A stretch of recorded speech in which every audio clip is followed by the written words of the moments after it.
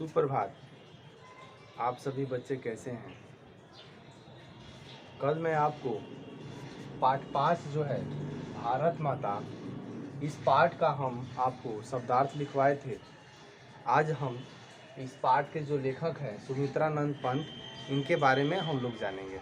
ठीक है, तो चलिए हम इनकी जीवनी को पढ़ते हैं और समझते हैं। आपके पास किताब हो तो मिलाइएगा ज़रूर। सुमित्रानंदन पंत का जन्म 1900 में अल्मोड़ा जिले के रमणीय स्थल कौसानी उत्तरांचल में हुआ था। इनका जन्म कब हुआ था जी? 1900 ईस्वी में अल्मोड़ा, उत्तरांचल जिला का एक अल्मोड़ा है जिला, उत्तरांचल राज्य का अल्मोड़ा, और ये रमणीय स्थल कौसानी जगह का नाम है, यहीं पर हुआ था। जन्म के 6 घंटे बाद ही माता सरस्वती देवी का देहांत हो गया। देखिए, हमारे भारत में बहुत सारे जो बच्चे जन्म लेते हैं, लेकिन जन्म के बाद बहुत सारे बच्चे की मृत्यु हो जाती है, और कभी कभी देखा गया है कि जच्चा बच्चा दोनों की जान का खतरा रहता है, और उसके बाद से कभी माँ की मृत्यु हो जाती है। देखिए, इसका मेन कारण ये भी है कि कम उम्र में बच्चे की शादी हो जाती है, और जब वो माँ बनती है तो दुख को सहन नहीं कर पाती है, इससे मृत्यु हो जाती है। ठीक है, तो यहाँ पे दे रहा है कि इन 6 घंटे के बाद इनकी माँ की मृत्यु हो गई। इनका जन्म हुआ और 6 घंटे के बाद इनकी माँ की मृत्यु हो गई। पिता गंगा दत्त पंत कौसानी ही स्टेट में अकाउंटेंट थे। इनके जो पिता थे, इनका नाम है गंगा दत्त पंत, ये कौसानी टी स्टेट में अकाउंटेंट थे। ठीक है, पंत जी की प्राथमिक शिक्षा गांव में हुई और फिर बनारस से उन्होंने हाई स्कूल की शिक्षा पाई। कहने का अर्थ ये तो उत्तरांचल में जन्म लिए, और उत्तरांचल में जब जन्म लिए उसके बाद से यह आपका ये बनारस में ये आ गए और यहीं से ये शिक्षा ग्रहण किए। ठीक है, आगे चलिए। वे कुछ दिनों तक कालंकार राज्य में भी रहे। उन्होंने बाद में आजीवन वे इलाहाबाद में रहे।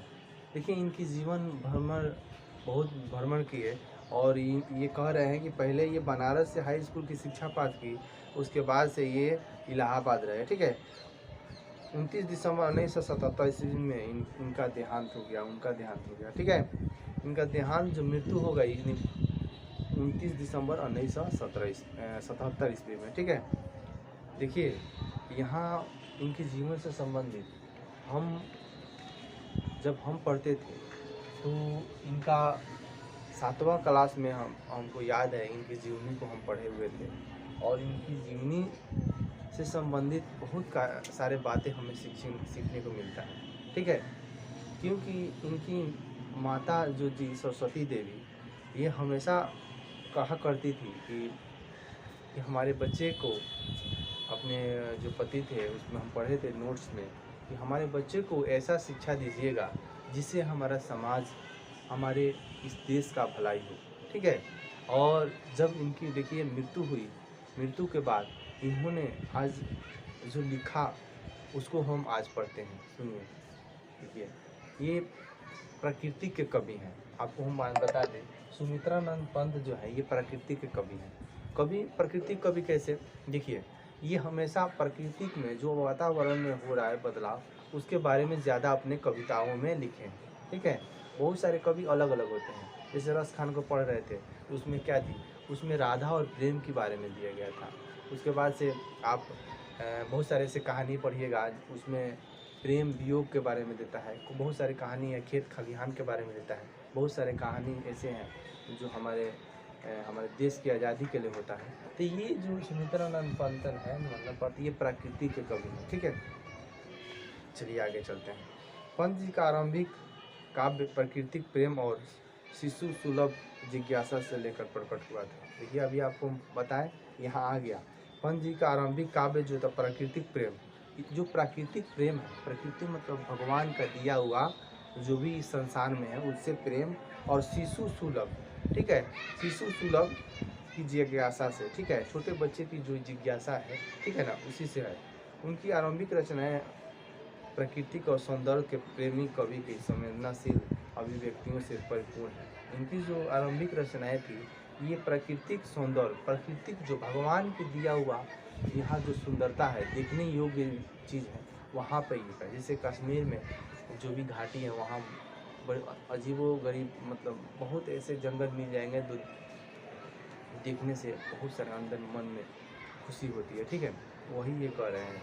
इनकी आरंभिक जो पहली रचना थी, जो सबसे पहले लिखी, ये प्राकृतिक सौंदर्य और प्राकृतिक प्रेम के ये कवि कहा जाते हैं। आगे चलिए, पंत जी प्रवृत्ति से छायावादी हैं, परंतु उनकी विचार उदार मानवतावादी है। उन्होंने प्रसाद और निराला के समान छंदों और शब्द योजना में नवीन प्रयोग किए, ठीक है।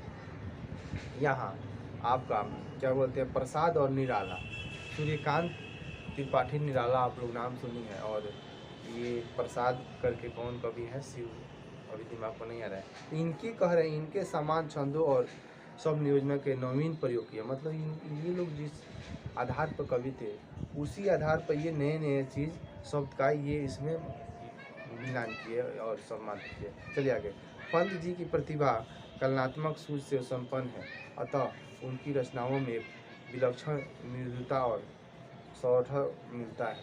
युग बोध के अनुसार अपनी काव्य भूमि का विस्तार करते रहना पंत जी का काव्य चेतना का विशेषता है।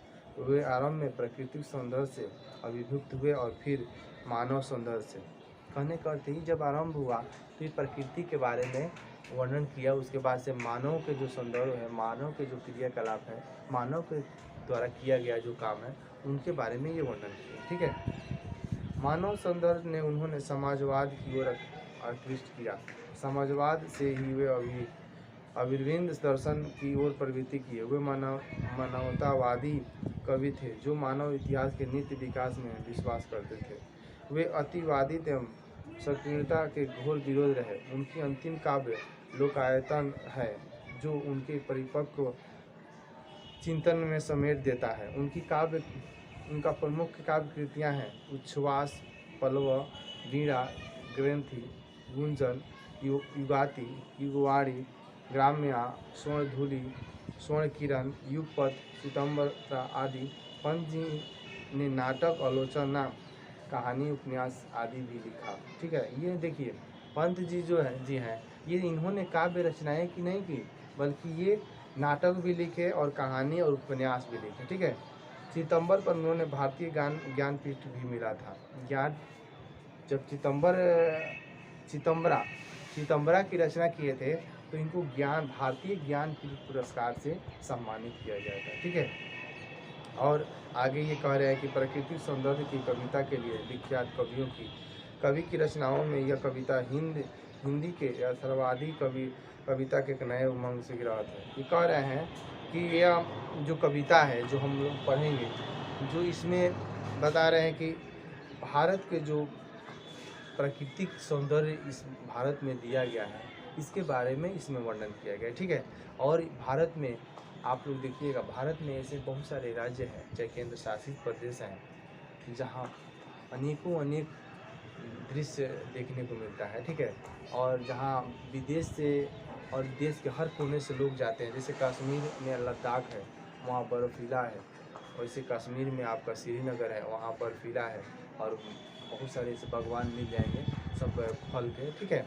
तो यही उनकी कह रहे हैं। आगे ये कह रहे हैं कि यह हमारा देश वही भारत है जो अतीत के में कभी सभ्य, सुसंस्कृत, ज्ञान और व्यवसायी रहा था।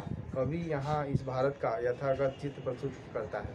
कहते हैं ये जो पाठ है, इसमें भारत की बखान किए गए हैं कि हमारा भारत जो है, ये पहले सोने का चिड़िया कहा जाता था, और यहाँ बहुत से ऐसे ऋषि मुनि हुए, और यहाँ ये भारत ही है जो बौद्ध धर्म का जन्मस्थली है। और यहाँ विदेशों से, मतलब संसार के हर कोने से लोग दर्शन के लिए, बौद्ध धर्म के ज्ञान के लिए आते हैं, ठीक है।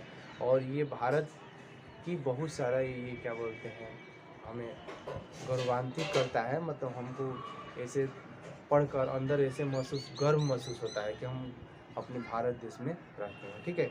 तो ये तो हो गया आपका क्या बोलते हैं सुमित्रानंद पंत का, ये इनकी जीवनी दिया गया है, आप लोग इसे पढ़ लीजिएगा। ठीक है, ये इनकी 2-3 रचनाएं हैं जो हमेशा पूछता है। चितंबरा, चिदंबरा की रचना कौन है रचनाकार, और एक और ये इनको मिला था वीणा, वीणा और पल्लव, ये 2 इनकी रचनाएं हैं जो पूछता है। चिदंबरा सबसे ज़्यादा पूछता है ऑब्जेक्टिव में, चिदंबरा के लेखक कौन है, इसमें 4 ऑप्शन देता है। और ये भी इनका देता है कि इनकी मृत्यु कब हुई थी और इनकी माता जी का क्या नाम था।